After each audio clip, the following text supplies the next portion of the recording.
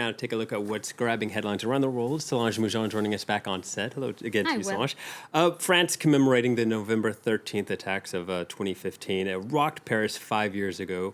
How is the press covering it? Well, the French paper Libération spoke to some of the 500 victims of the attacks, and for them, the past 5 years have been filled with suffering and also much resilience. They talk about the difficulty of moving on with their lives and how that's been made even more challenging this year with the pandemic, that lockdowns have sort of increased a sense of isolation that they were feeling, that it's brought back nightmares, anxiety, and tears for some of them. Now, exactly how victims of terrorism deal with traumatic events is discussed in the conversation today. A leading French scientist goes through his ongoing study of traumatic memories, and he explains how our brains are not all created equal in this regard. That through brain scans, his team has found that sharing personal trauma with the outside world helps victims and their brains not return that often to those difficult memories, and that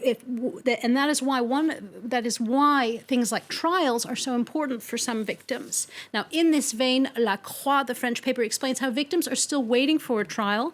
It's expected to be held next year. Some 20 people are slated to be tried, including Salah Abdeslam, the sole surviving commando. Now, also getting a lot of ink isn't just what happened 5 years ago, but the threat of future attacks as well. Yeah, for the conservative paper Le Figaro, alarm bells are being run by intelligence officers who say the threat is like a cancer that just keeps coming back. Meanwhile, L'Humanité, the left-leaning paper, explains that the face of terrorism has changed, as has how the French people, and especially politicians, tackle this threat of radical Islam. Now, in its editorial, L'Huma says that political cynicism has emerged, that concepts like separatism pushed by Emmanuel Macron are quote-unquote perverse, and that it has put all French Muslims into the sort of same bag, or same boat, into quote-unquote an era of suspicion, and that is both morally scandalous and politically unacceptable, not to mention counterproductive to the fight against Islamists. Now, Libération, as you see there, has another left-leaning paper says that what needs to happen for a better understanding of this crisis, it says that Islam and Muslims on the whole, that Islam and the Muslims on the whole are facing a crisis, and that what we need is a better understanding of the reasons why a small minority of Muslims are tempted by fundamentalism, and that has very much to do, according to Libération, with history, colonialism, and, quote, a domination on the part of European ideas in the past. And on the flip side of that, what are the papers saying in regards to how Emmanuel Macron is fighting terrorism? Well, the Spectator has put a drawing of Emmanuel Macron on its cover today. It's by Morton Morland, and it has the French president as the sole defender of the fight against radical Islam. And the piece argues that the leaders of, say, Germany and the United Kingdom, for example, should be ashamed, quote, of being scared to call out infringements on European values, end quote. Where are France's friends and allies? The British magazine wonders. All right, well, let's turn on to news of the coronavirus vaccine. How is the press continuing their coverage of this story? Well, there's been a lot of sort of initial jumping for joy, as you see on the upcoming cover of The Economist, where it says, suddenly there's hope.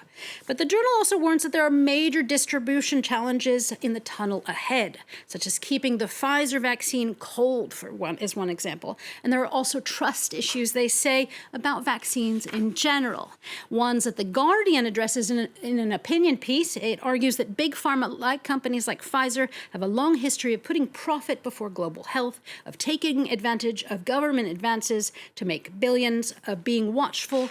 So being watchful, they say, of such companies is expected. The op-ed says that we should rejoice about a vaccine, yes, but, quote, rather than a PR triumph of big pharma, this should be a reminder of the disastrous consequences of leaving a life-saving industry in the hands of profiteering monopolies. All right, well, let's end on something completely different, Solange. You found a couple of articles that will please our dog-loving viewers. Yes, this is right up the alley of dog lovers out there. The president of Turkmenistan has decided to erect a nearly 6-meter-high gold statue of his favorite dog, the Alibi, which is a Central Asian shepherd. Now, Slate tells us this isn't the first time he's done such odes to animals. In 2015, he erected an even bigger statue of himself riding a horse. So he's known to be a big equestrian, but also a dog lover. Now, if you're a dog lover and you're on lockdown like we are here in France and have nothing to watch on TV this weekend, the New York Times tells us that from this past Wednesday until next Monday, you can tune into the Genius Dog Contest. Now, it's a live